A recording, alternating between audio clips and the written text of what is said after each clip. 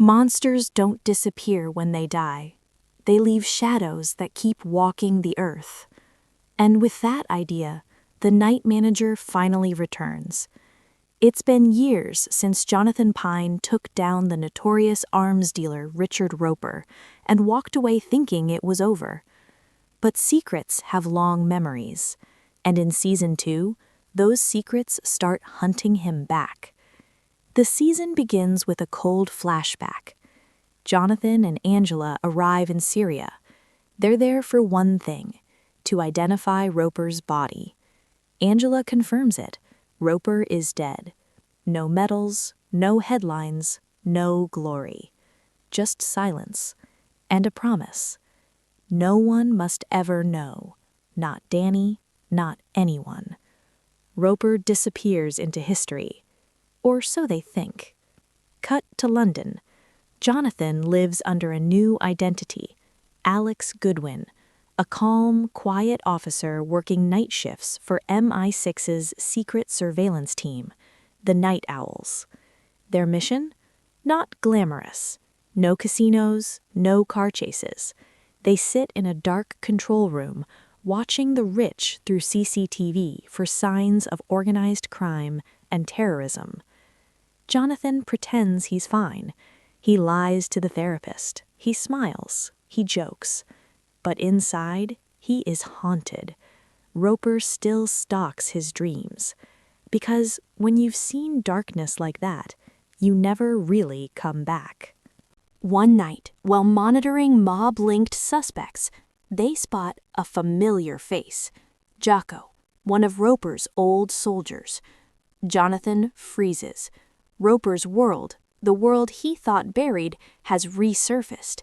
He runs to Rex Mayhew, his mentor inside MI6, desperate to reopen the case. But Rex warns him, "Let the dead stay dead. Don't blow your new life."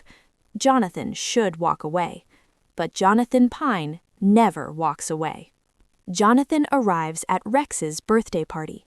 He accidentally overhears Rex needing a mysterious woman, clearly dangerous, clearly important. Rex brushes it off, but the tension is there. Soon, Jonathan convinces Night Owls to secretly track Jocko anyway. They discover something chilling. Jocko isn't freelancing. He works for a man calling himself the true disciple of Roper, a new heir to his empire. And the trail leads somewhere unexpected, straight to River House, straight into MI6. Jonathan rushes to inform Rex, but before he gets there, a phone call. Rex's wife. Her voice cracks. Rex is dead. Suicide. Jonathan arrives first at the scene, but suicide doesn't fit. Rex was scared. Rex wanted to talk. Rex believed something huge was happening. Jonathan searches Rex's office, finds a burner phone, encrypted files, links to Maria, links to Teddy Dos Santos, the rising Colombian arms dealer, and then the phone rings. Roxana. Someone has been spying on Rex. The walls are closing in. Following Jocko to Colombia, Jonathan and his small team track him to a luxury hotel. Inside, Teddy himself.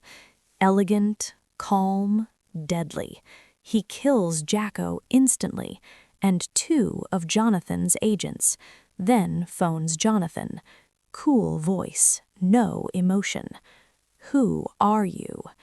Jonathan races to the booked room.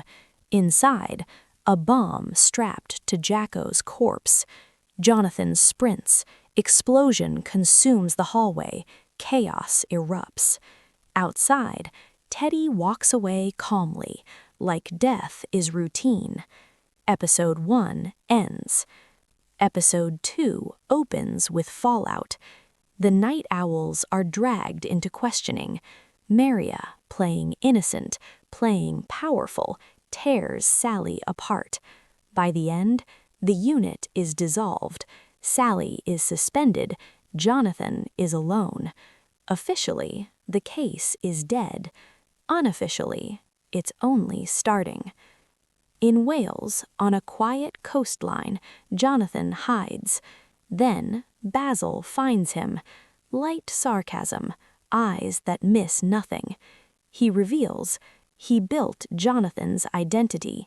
He suspects Riverhouse is compromised.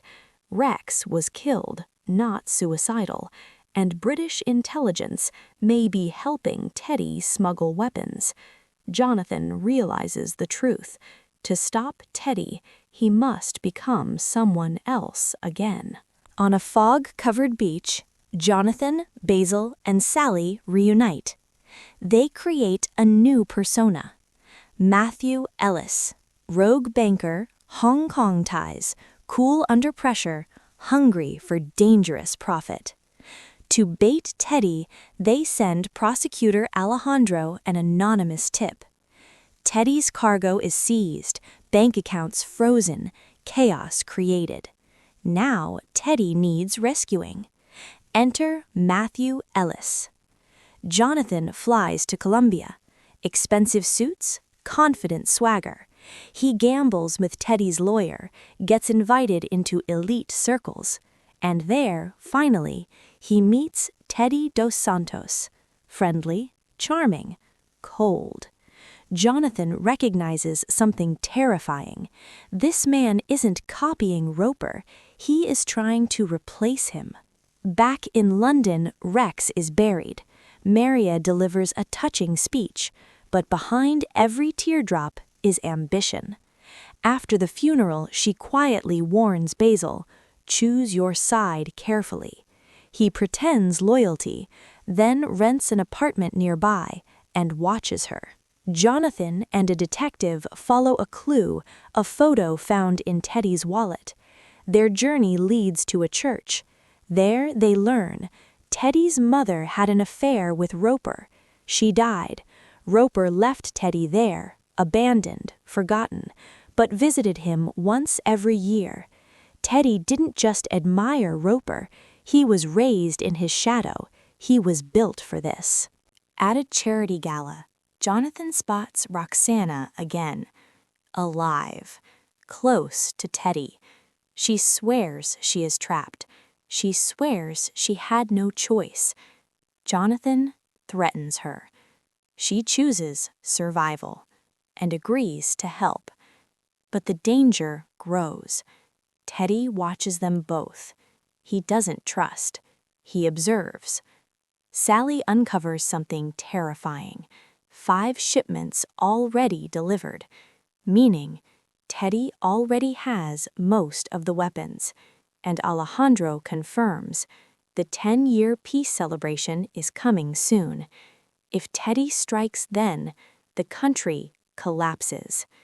Roxana invites Jonathan to lunch, then takes him to Teddy's villa. Champagne, music, fake smiles. Teddy offers Jonathan a deal. Give me $20 million.